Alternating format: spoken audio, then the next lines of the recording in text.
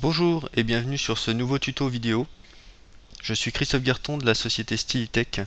Nous allons voir aujourd'hui comment installer Joomla 3.0 en quelques minutes. Donc Joomla, qu'est-ce que c'est? Joomla c'est un CMS en fait très puissant qui vous permet de faire des sites vraiment très évolués. Et l'intérêt de choisir celui-ci par rapport à un autre, pour moi, déjà c'est sa simplicité, mais aussi c'est un CMS qui est en constante évolution. Et alors ça c'est vraiment formidable. Donc vous pouvez voir en fait les nouveautés de la version 3.0 par rapport en fait à la version 2.5. Donc elles sont listées ici. Vous pouvez aller télécharger la version de Joomla 3.0 en cliquant sur ce lien. Donc il suffit simplement d'aller ici et de faire télécharger. Voilà, le téléchargement prend pas très longtemps suivant votre débit. Une fois que votre téléchargement sera terminé, c'est très simple, moi je suis en local, ou alors sinon vous pouvez aussi le mettre en ligne.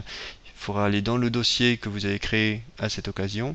Donc je vais prendre le fichier zip que j'ai téléchargé et je vais le copier ici. Je vais extraire les fichiers et les dossiers à cet endroit-là. Une fois que l'extraction sera terminée,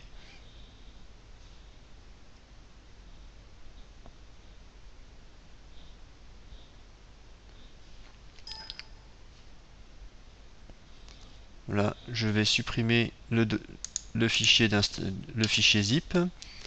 Voilà, et je vais me rendre sur mon serveur de développement. Donc voilà, vu que j'avais créé un dossier Joom 3, on peut voir que dès que je vais sur mon serveur de Giga, que je tape Joom 3, j'arrive directement sur l'installation de Joomla 3.0. Donc ici, on peut choisir la langue pour l'installation. Voilà, ici je mets un titre à mon site, je peux lui mettre une description. Ici, je peux lui dire si je veux que mon site soit hors ligne ou non. Donc, vu que je suis en local, il n'y a pas d'intérêt de mettre hors ligne. Ici, je rajoute une adresse avec les petits champs en astérix, ça veut dire qu'ils sont obligatoires. Donc, par défaut, en fait, le super utilisateur, c'est admin. Donc, vous pouvez le changer depuis la version 2.5. Ici, vous mettez un mot de passe. Vous confirmez le mot de passe. Et vous faites suivant.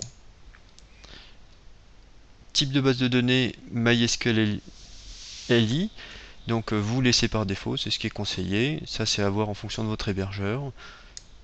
Donc le nom du serveur, le nom de l'utilisateur, le mot de passe et le nom de la base de données, ce sont des infos qui vous sont fournies par votre hébergeur. Si vous êtes en local comme moi sur un serveur de giga, le nom d'utilisateur c'est root et le mot de passe c'est root.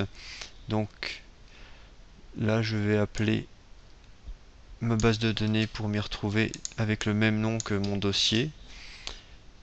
Voilà. Ici, vous avez un préfixe des tables. Donc, sous Joomla 1.5, c'était JOS. Maintenant, en fait, vous pouvez le personnaliser comme vous le souhaitez. Donc là, je vais le laisser par défaut. Suivant. Vous pouvez installer en fait Joomla directement avec une page d'accueil en français. Et comme ça, vous aurez Joomla en français. Vous pouvez aussi choisir les types de données. Par exemple, pour apprendre Joomla, c'est en anglais. Donc, vous aurez plus de pages que la page d'accueil. Ou alors, vous pouvez aussi avoir les données en anglais pour tester Joomla. Donc, moi, je vais choisir en fait la version avec la page d'accueil en français, ou alors sinon aucune donnée d'exemple. Donc là c'est pas le but. Envoyer la configuration, non j'ai pas besoin. Ici vous retrouvez en fait la configuration que vous avez faite sur votre serveur. Et là maintenant il n'y a plus qu'à faire installer.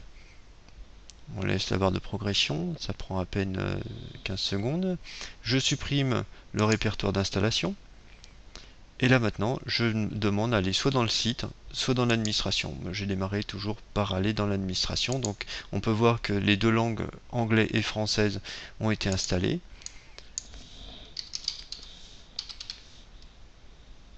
Connexion. Voilà, donc j'arrive dans l'administration de Joomla 3.0. On peut voir que une des avancées nouvelles de la version 3.0, c'est que l'administration est responsive web design. C'est très important. Aujourd'hui, les sites doivent être compatibles sur tout type de support. Donc l'administration, c'est vraiment pas mal que ça soit aussi. Je peux cliquer ici pour voir le site en démonstration en ligne, donc avec le template par défaut. Donc on peut remarquer que le template fourni par défaut est aussi responsive web design. Donc ça c'est vraiment une super avancée, je trouve. Voilà. Et donc après je vous invite à découvrir toute l'administration qui ressemble vraiment beaucoup à la Joomla 2.5. Tout est rangé un peu au même endroit. On peut voir là dans la gestion des langues que c'est bien le français qui est par défaut. Donc après l'installation de l'administration, c'est aussi le français qui est paramétré. Donc par contre, il faut voir que pour le contenu, en fait, c'est la langue anglaise. Donc il va falloir rajouter aussi le français.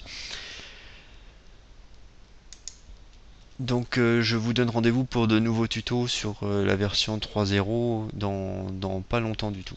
Voilà, je vous souhaite une bonne fin de soirée et je vous dis à plus tard.